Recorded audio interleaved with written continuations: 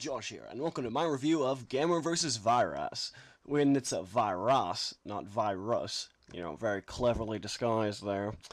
Anyway, this is the fourth film in the Gamera franchise. This is preceding Gamera vs. Gios, and this movie continues the downward slide of quality of the Gamera franchise, especially into Kitty Fair, which this movie really is.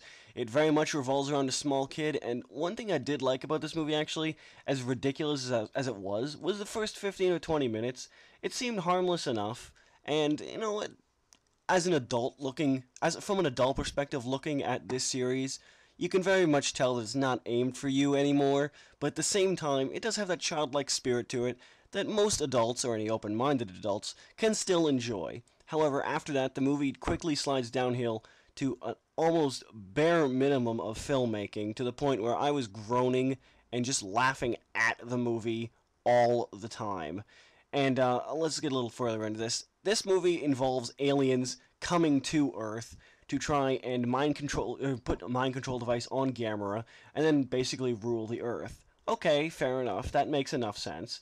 But nothing else in this movie does. The movie starts out with actually a surprisingly quality scene where Gamera attacks this alien's initial spaceship coming to Earth, and there's really good suit work in this one. Clearly, there's a matte painting of space in the background, but it's not terribly distracting, because the rest of it is pretty interesting, and it really starts off with a bang and then goes into this kid stuff, so I was really looking forward to the rest of this movie.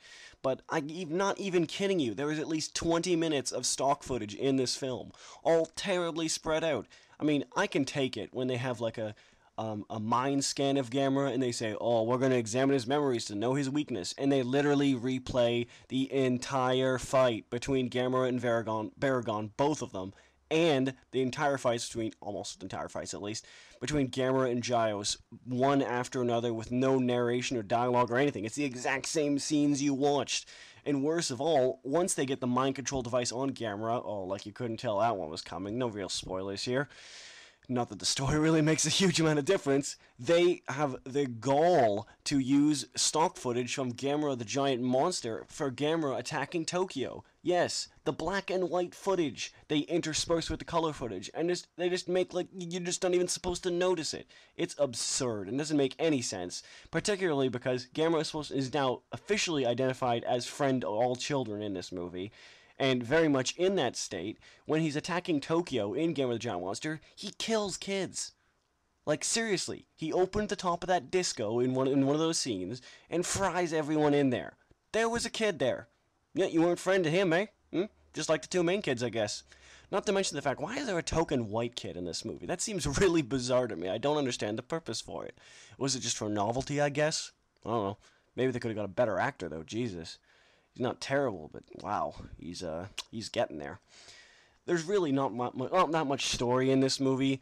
The two main characters are abducted by the aliens, held hostage by them, so Gamera has to submit to their will, gets the mind control device put on them, and then the Earth has to try and figure out a way to save the kids and, you know, have Gamera defeat the main monster, which really doesn't show up until the final portion of the movie, which is very disappointing, particularly considering the final monster is really lame. Its design is not cool. A lot of the fight is just kind of silly and doesn't make a whole lot of sense. I mean, there's this one part where Gamera goes into the atmosphere to freeze him. And you're like, that makes sense. But why would you drop him back down? Like, you're not even body slamming him or anything. It's just stupid. Or at one point, Gamera is impaled by Viras. And I don't want to spoil the rest of this fight, but I just want to say this one last thing. And he's impaled by him, and the hole in him is about the size of what would be my entire torso, the equivalent thereof for him. And you're like, how do you live through that? Like, there's no physical way.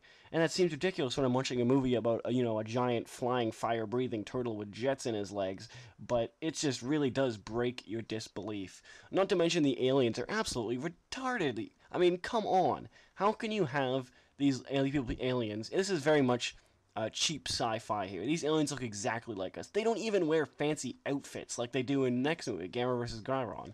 Seriously, they literally are just humans in black suits, and they have this cheesy effect put over their eyes when it's dark. And that too, by the way, that effect is so dumb. There's so many logical inconsistencies in this movie. I could literally fill up 20 minutes talking about them. And outside of revealing how much of a nerd I am for these movies, It really goes to show how poorly this movie was made, how little money they spent on it. No one looks like they cared. The only thing I can even recommend in this movie, or even say that was good in this movie, was the design of the alien spaceship, which, while probably wholly impractical, is really fun to look at, if nothing else. Everything was basically a disappointment in this movie. I don't want to say too much more because I'm really just going to be belaboring the point, but I tried to illustrate one other scene. Okay, the children are abducted into a ship and allowed to roam free. The ship is run by your thoughts. There's no security system really, other than it won't do anything or create anything that could harm the ship. Now, the kids are roaming about, and one of the aliens feels fit to put the kids in bracers. And these are not like chains or anything. No. They're just like straps. And not even tight straps. They're just like glass straps put over in the wall. They kind of materialize over top of the kids. And at this point, the kids' arms are completely down at their sides, down below the second of the three bracers. Third bracer is on their feet, and the middle one in the middle of their torso. Now, if the kids could just think it away, or you think they'd be able to just think it away for one. I mean, he never specified anything like that, and that wouldn't hurt the ship. But you'd think that one kid has like a lasso, and so the other kid's like, "Oh, hey, get your lasso out," and it's like, "Oh, okay, let's use the lasso." And you're thinking, "Wait a second, how the hell did your arms get free? If your arms could get free, why can't you get free at all?" And sure enough, the lasso does absolutely nothing, even though they get it out and make use of it. Like, "Oh, hey, it's good we had a lasso."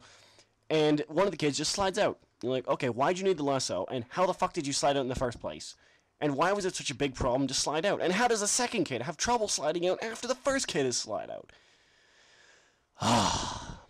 Anyway, I won't go further on it. Gamera vs. Viras, though, everything is poor about this movie. The effects, the sound is really poor, the story is poor. The main characters, mildly likable at the beginning, but everything from the wire work, especially the wire work, may I add, and the suit effects are just really poor in this one. Thankfully, you can look forward to the next film in the franchise, Gamera vs. Gyron, because that is actually a lot of fun despite the budgetary constraints, and as I will further tell you in that review, that is the way that you do a low-budget movie, not by inserting stock footage. I don't mind stock footage to an extent, but this is fucking ridiculous. Honestly, one of the worst monster movies I've ever seen.